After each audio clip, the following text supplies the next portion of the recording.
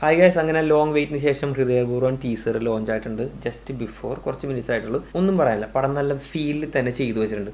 കുറച്ച് മിനിറ്റുള്ള ആ ടീസറിൽ മാത്രം നമ്മളെ പിടിച്ചിരുത്താൻ പറ്റിയ എന്തോ സത്യനന്ദിക്കാട് അതിനകത്ത് ചെയ്തു വെച്ചിട്ടുണ്ട്.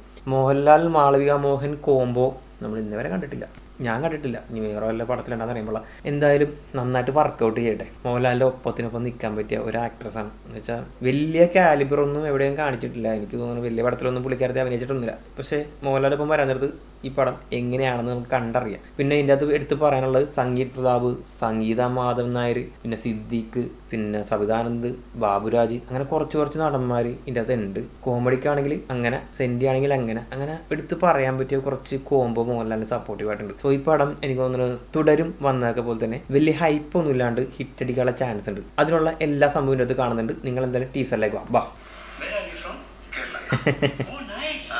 സ്റ്റാർട്ടിങ് തന്നെ അത്യാവശ്യം കോമഡിയാണ് കേട്ടോ കൊണ്ടുവന്നേക്കുന്നത്. കൊള്ളാൻ തരും. എൻ്റെ പിന്നെ ഇത് നമ്മുടെ ആ ലുക്ക് തന്നെ മാറിപ്പോയി അല്ലേ. എമ്പുരാൻ അതിൽ നിന്നൊക്കെ എന്തോരം മാറ്റം വന്നു മോഹൻലാലിന്. നല്ല ഒരു ഗാംഭീര്യമായിട്ടുള്ള ശബ്ദം ഉണ്ട് അതിൻ്റെ അത് കൊടുത്തിട്ടുള്ള മോഹൻലാലിന്.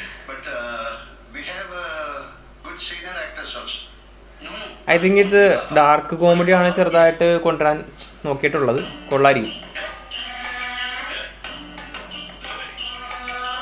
അത് അത്യാവശ്യം നല്ല രീതിയിലുള്ള BGM കൊണ്ടുവന്നിട്ടുണ്ട്. നല്ല രീതിയിൽ ചെയ്തിട്ടുണ്ട്. കൊള്ളാൻ എന്തായാലും.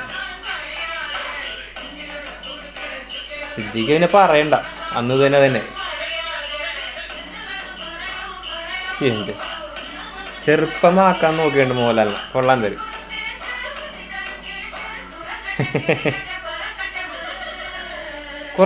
കുറച്ച് മിനിറ്റുള്ള ടീസർ, പക്ഷെ നമുക്ക് എവിടെയൊക്കെയോ നല്ലൊരു പ്രതീക്ഷ തരുന്ന ഒരു ടീച്ചറാണ്. സത്യനന്ദിക്കാട് എപ്പോഴും അങ്ങനെയാണ്, അറിയാമല്ലോ. ഒരു ലിസ്റ്റ് തന്നെയുണ്ട് സത്യനന്ദിക്കാടിൻ്റെ ഫിലിംസ് എടുത്ത് പറയുകയാണ്. നല്ല 90s 80s ഒക്കെ എടുത്ത് നോക്കുകയാണെങ്കിൽ പൊളിക്ക് പോകുമ്പോൾ ഇപ്പം മോഹൻലാലിൻ്റെ ഈ വർഷത്തെ അടുത്ത ഹിറ്റ് ആവട്ടെ. റിലീസ് ഡേറ്റ് വന്നേക്കണത് 28 ഓഗസ്റ്റ്. സംഭവം എന്തായാലും നമുക്ക് വെയിറ്റിംഗ് ആണ്.